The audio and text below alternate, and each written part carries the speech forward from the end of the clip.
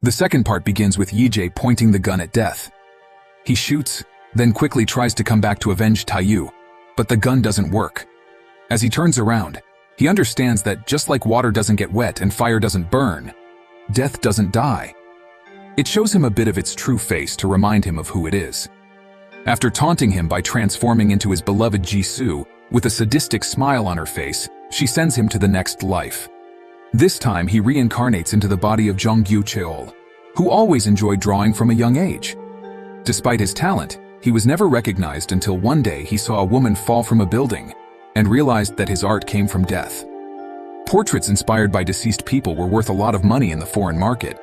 So he began to take his art more seriously and started pursuing his victims himself. His traces of violence were recounted in the news as those of a serial killer. Meanwhile, his paintings were auctioned for millions. According to the psychopath, a total of 15 people were said to have been reborn in his works of art. Yee-jae becomes physically ill to the point of vomiting as he receives all these memories, but he accepts to use the body of a demon to hunt another. He returns to the scene of his last death and finds Jisoo's pen inside a sewer. That night, Tae-yu convinces the lawyer to take the blame for the hit and run, promising him one of the company's branches to manage. The car's chip, which recorded who was driving, ended up in the sewer along with the pen. While watching an interview of his enemy, Yee-jae's nose starts bleeding and he faints. Upon waking up, he discovers he has a tumor in his head and only 1 month to live, which he considers more than enough to conclude his plan.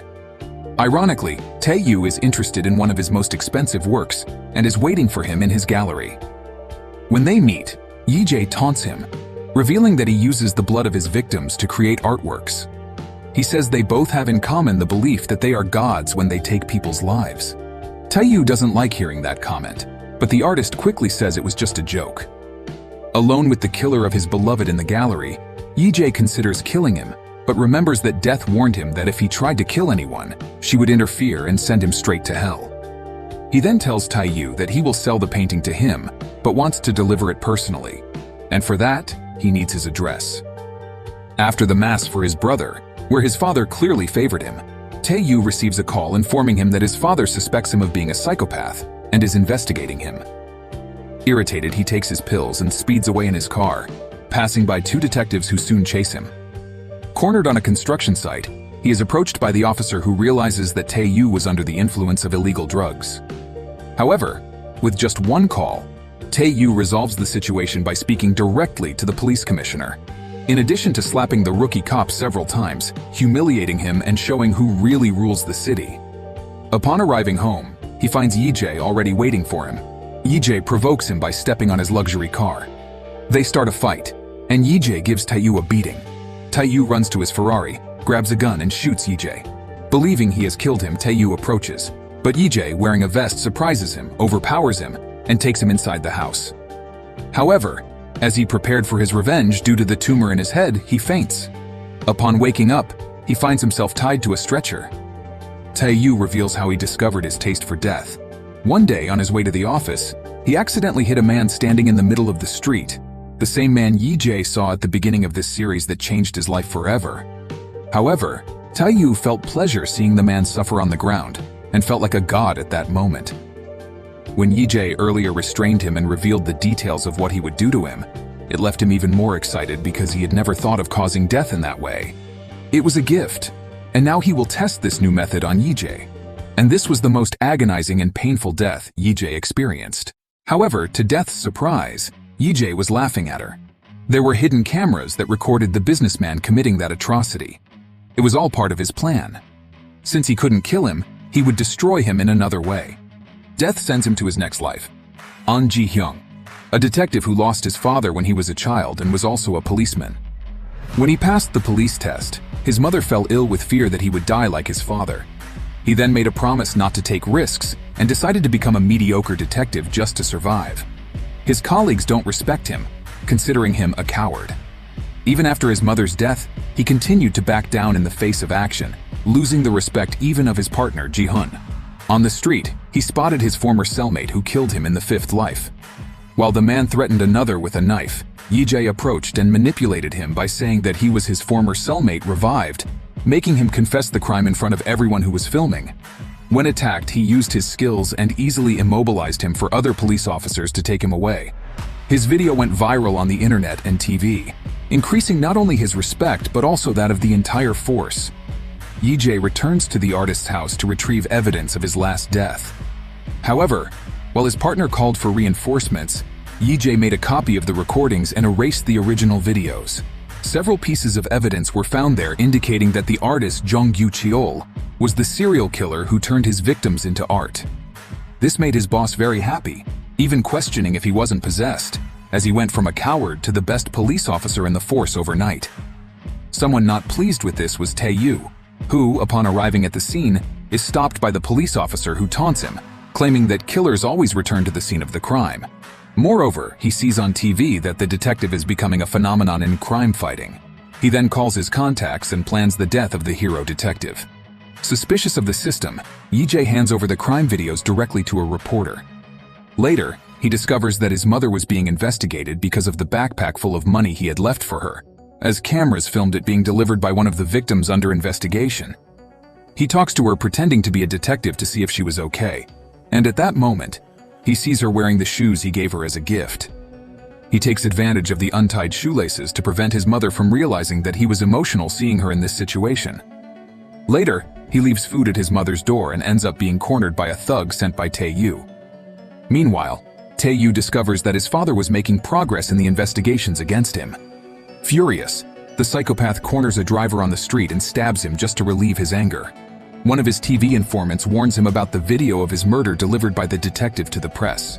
When he tries to call the man sent to kill Yee-jae, he finds out that he is the one who was captured and was already in the police station. Using his influence, Tae-yu has the police commissioner himself organize a meeting with the detective. Tae-yu tries to bribe him with a lot of money and influence, promising to make him one of the most powerful people in the city. Yee-jae refuses and says that his goal is to destroy him completely. However, later Yee-jae sees Tae-yu playing another one of his cards. He decides to surrender to the authorities, confessing to being responsible for the death of Jong-gyu Cheol, but claims that he did it to protect himself because he had been kidnapped and would have been another of his victims. Moreover, the images presented on TV were only of the killer taking Tae-yu, confirming his version. He would still be in custody, but a movement created by the company claimed that everyone was with him, even calling him a hero. Since Yee-jae did not make a copy of the video images, he had no way to prove to his boss that the images were forged. Tae-yu walked out of the police station through the front door as an innocent that night, while the detective was kidnapped by some corrupt officers. Taking his pills and relaxing in his jet heading out of the country, Tae-yu ends up having an unpleasant surprise.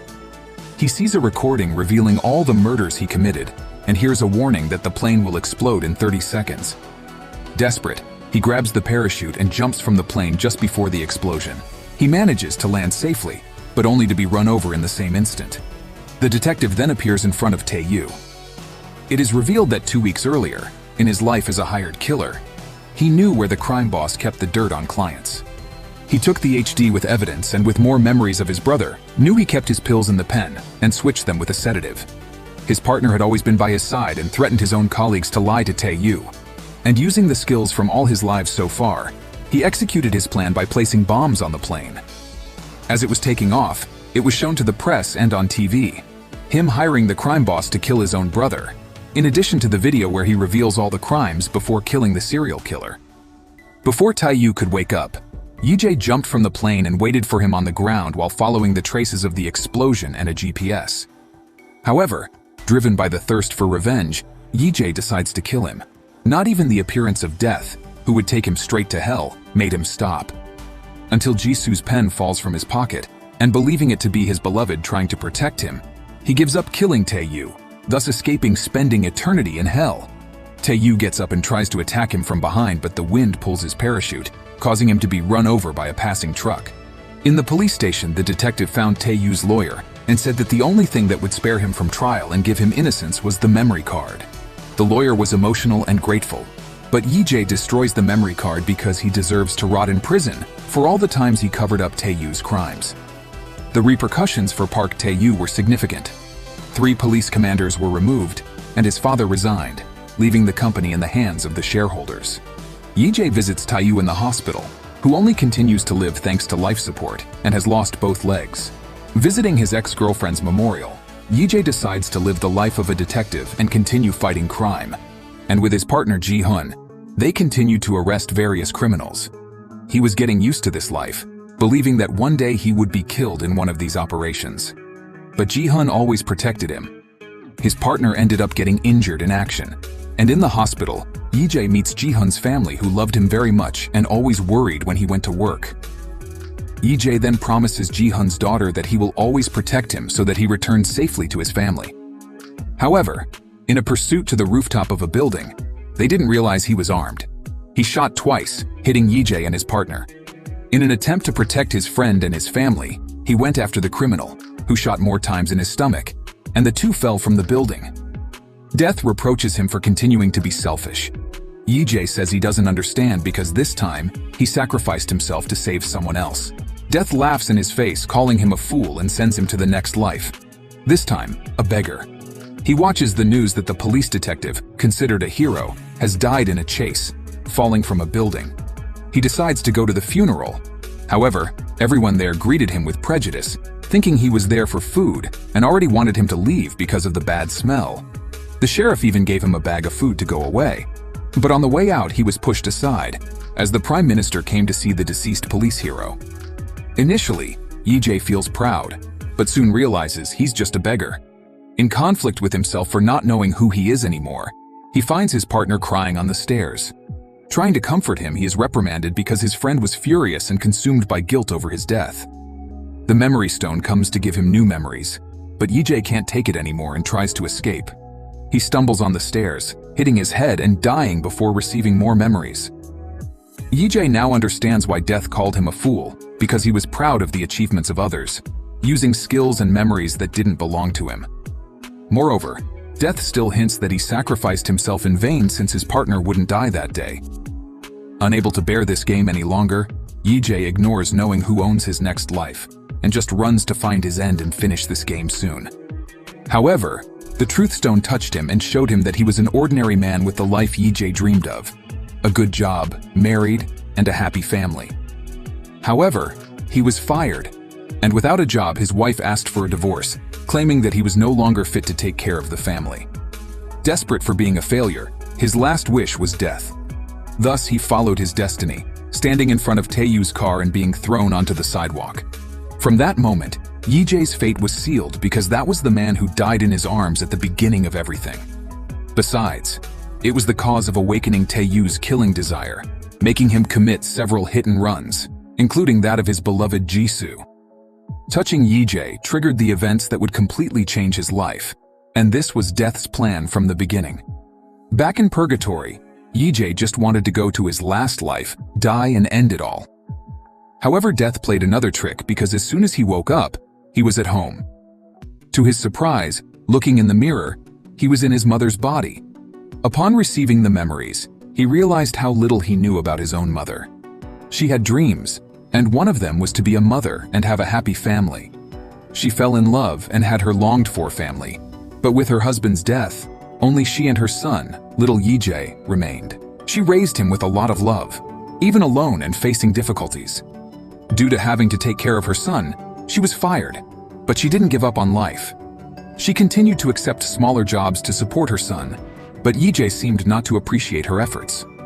She always believed in her son and tried to cheer him up. However, Yee-jae was not as strong as his mother, and it was she who was calling her son on the night he gave up. The pain of receiving the news of his death was so great that she fainted. She still had the harsh task of identifying him at the morgue and, alongside Jisoo, saw her only son being cremated. After that, her life was a sea of sadness. At work, she was considered unlucky, and no one wanted to be around her. It was at this moment that Yee-jae discovered how much he had hurt his mother and how selfish he had been in his decision. He then decides to live as his mother as punishment. And now he feels ashamed of his own death, but decides to work anyway. His knees began to fail, and at home, taking pain medication, he sees a savings account in the bank made by his mother to buy him a house when he got married. However, having money now didn't change his increasing sadness. Looking at his memorial, he realized that his mother went there every day after work to see her son and blamed herself, believing that Yee-jae deserved to have had a better, more intelligent mother who would give him a happy life. The memories only became more painful, and he also remembered the day he made a promise to take his mother to the mountain where she met his father. Yee-jae decided to take this walk, despite his hurting knees. He managed to reach the top of the mountain and see how beautiful the place was. In thought, he finally asked for forgiveness from his mother and held her hand. On the way back, he slips and falls into the middle of nowhere.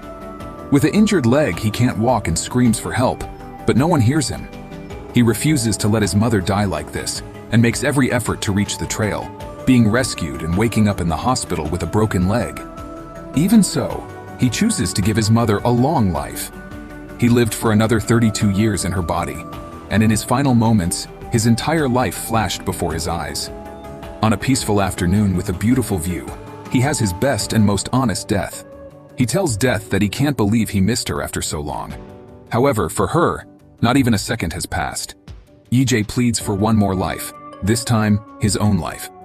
He now understands the importance of every moment lived and only asks for the opportunity to embrace his mother, at least one more time. Death congratulates him because with these words, he has just won the game. But he will have only one opportunity, one bullet, and if his gun doesn't fire, he will be judged by God. Yee-jae takes the deadly weapon, and to his happiness, it works. He returns to the top of the building just before giving up. But this time he answers his mother's call, and his letter to Death flies away, thus ending the Death's game.